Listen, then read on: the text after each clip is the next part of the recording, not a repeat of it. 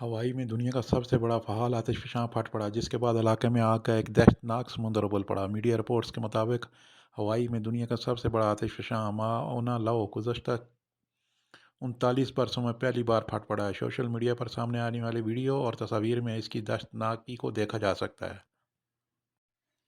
अमरीकी मीडिया का कहना है कि आतिशफ़शां का लावा शुमाल मशरकी रिफ्ट ज़ोन में बहता रहेगा और गैसेस के अखराज का सिलसिला भी जारी रहेगा।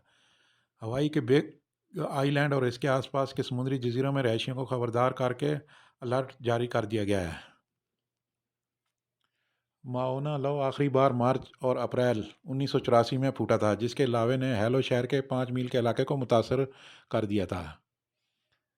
अमरीकी जियोलॉजिकल सर्वे ने अपनी वेबसाइट पर कहा है कि इस वक्त लावे का बहाव चोटी के इलाके में मौजूद है और इससे नीचे की ढलवान वाली आबादियों को खतरा नहीं है।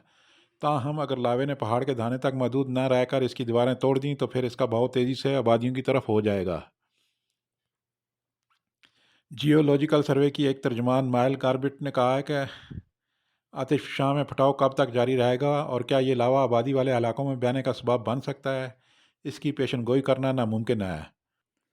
ताहम मैं आपको बता सकती हूँ कि हम इस वक्त हवाई सिविल डिफेंस के साथ मुसलसल राब्ते में हैं और वह कम्युनिटी के अरकान को अपडेट फराहम कर रहे हैं।